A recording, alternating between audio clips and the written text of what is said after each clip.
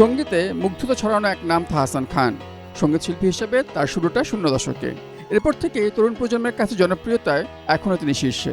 শুধু গায়ক হিসেবে নয়, প্রশংসা করেছেন অভিনয় শিল্পী হিসেবেও। তবে সম্প্রতি ভক্তদের জন্য এক দুঃসংবাদ দিয়েছেন তাহসান।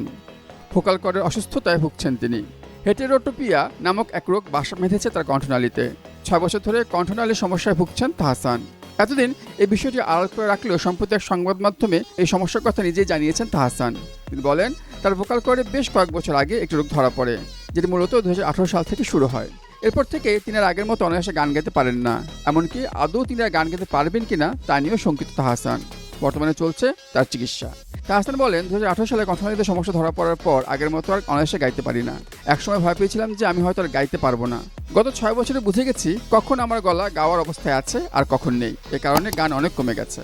তাহসান জানান, মাঝে কিছুটা কমে গেলেও এখন আবার সমস্যাটি বেড়েছে। বর্তমানে চিকিৎসা নিচ্ছেন তিনি। এই সমস্যার কারণে জীবনযাত্রার পরিবর্তন এসেছে তাহসানের।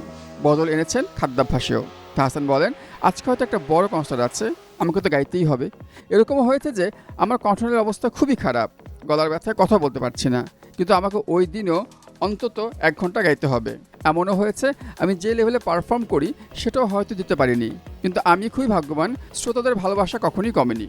ভক্তদের উদ্দেশ্যে তাহসান বলেন, এই কথাটা এ কারণে বললাম যে যত দিন যাচ্ছে আমার গান গাওয়ার অ্যাবিলিটি কমে আসছে। ভক্তদের এটা এজন্য জানিয়ে দিলাম যে আস্তে আস্তে যদি কনসার্ট কমে যায় এবং লাইভে গান গাওয়া কমে যায়, তাহলে বুঝে নেবেন আমার এই সমস্যা প্রকট হয়েছে। আর দোয়া করবেন যেন এই সমস্যা যতটুকু হয়েছে এর বেশি যেন না হয়। জানা যায় এই রোগে আক্রান্ত হলে গলার কাঠামো পরিবর্তন হয়ে যায়, মনোবল কমে যায় গান গাওয়ার। প্রসঙ্গত ২০০৪ সালে প্রকাশ পায় তাহসানের প্রথম একক অ্যালবাম কথোপকথন। এই অ্যালবামের ঈর্ষা, চতুর্থ মাত্রা, বৃত্তাল্পনা, কথোপকথন গানগুলো বেশ জনপ্রিয়তা লাভ করে। এরপর প্রকাশ পায় তার আরও একটি অ্যালবাম, নাম কৃতদাসের নির্বাণ। এতে ছিল প্রেম মাতাল, কাদা প্রভৃতি গান। এই অ্যালবাম প্রকাশের পর তাহসানকে আর পেছন ফিরে তাকাতে হয়নি। এর আগে তাহসান ছিলেন ব্ল্যাক ব্যান্ডে। ২০০৫ সালে চট্টগ্রামে কনসার্ট শেষ করে ঢাকায় ফেরার পথে মর্মান্তিক দুর্ঘটনার কবলে পড়েছিল তাদের মাইক্রোবাস। সদস্যরা বেঁচে ফিরলেও এরপর আর একসঙ্গে তাদের গান করা হয়ে ওঠেনি। তাহসানও আর থাকেনি ব্যান্ডের সঙ্গে।